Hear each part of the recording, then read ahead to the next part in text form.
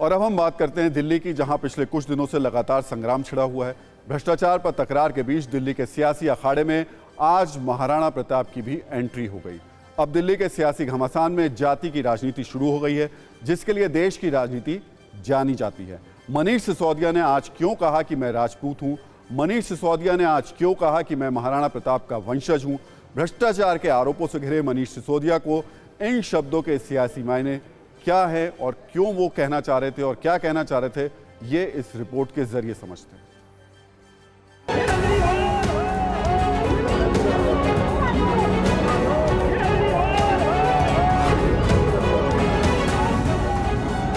तुरंत बर्खास्त करें दोनों मंत्रियों को मंत्रिमंडल से और अपनी सरकार का इस्तीफा दें। भारतीय जनता पार्टी किस हद तक गिर चुकी है। मनीष सिसोदिया के खिलाफ सीबीआई के एक्शन के बाद दिल्ली का सियासी पारा हाई है। बीजेपी ने केजरीवाल सरकार के खिलाफ हल्ला बोल दिया है। भ्रष्टाचार की, झूठ की, बेईमानी की, गुमराह करने की पराकाष्ठा हो चुकी है। इनको तुरंत बर्खास्त करें दोनों मंत्रियों को मंत्रिमंडल से और अपनी सरकार का इस्तीफा दें। शराब नीति पर छिड़े संग्राम के बीच पूरी कहानी में नया मोड़ आ चुका है। Free politics. भ्रष्टाचार के बाद अब वही हुआ जिसके लिए देश की राजनीति जानी जाती है। भ्रष्टाचार पर जारी सियासी घमासान के बीच अब इस मामले में जाति की भी एंट्री हो चुकी है। इसकी शुरुआत मनीष सिसोदिया के ट्वीट से हुई। मनीष सिसोदिया ने ट्वीट कर कहा, मेरे पास बीजेपी का संदेश आया है जिसमें कहा गया है आप तोड़कर भाजपा में आ जाओ, सारे सीबीआई ईडी के केस बंद करवा देंगे।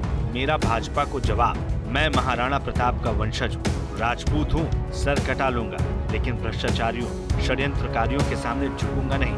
मेरे खिलाफ सारे केस झूठे हैं, जो करना है कर। वैसे तो पूरे मामले में राजनीति पहले दिन से हो रही है, लेकिन महाराणा प्रताप और जाति का जिक्र होते ही जुबानी जंग और भी तेज हो गई। बीजेपी नेताओं ने अरविंद केजरीवाल से लेकर मनीष सिसोदिया तक सब पर आरोपों के तीर दागने शुरू कर दी। आम आदमी पार्टी भी अपने अंदाज में पलटवार कर रही है।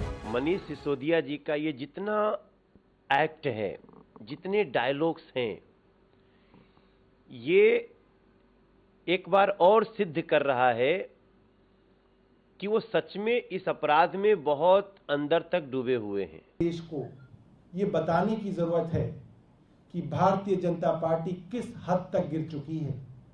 किस हद तक 2014 से अब तक कई दर्जन बड़े बड़े नेताओं को डरा धमकाकर ये चुप कराते हैं या अपनी तरफ लेते हैं, और आज इसका खुलासा हमारी पार्टी के उप मुख्यमंत्री मनीष सिसोदिया जी ने किया है।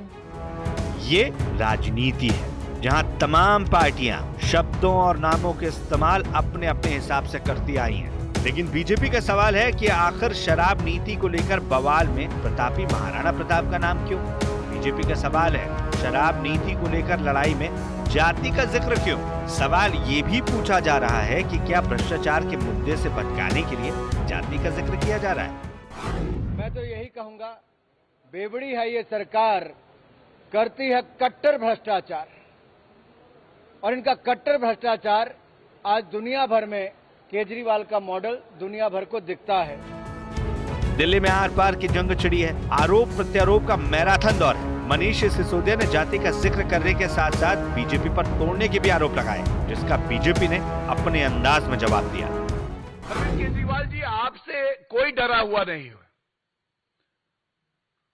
जैसे जैसे खुल रही है कड़ी, पास आ रही है आपके हथकड़ी, सब जानते हैं कि आप कितने घबराए हुए हैं।